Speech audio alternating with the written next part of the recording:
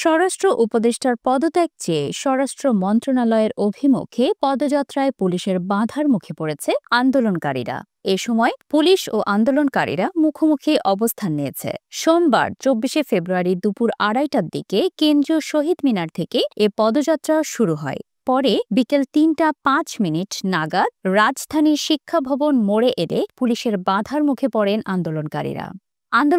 শিক্ষা ভবন মোড়ে আসার আগেই পুলিশ ব্যারিকেড দিলেও আন্দোলনকারীরা সেটি সরিয়ে ফেলেন।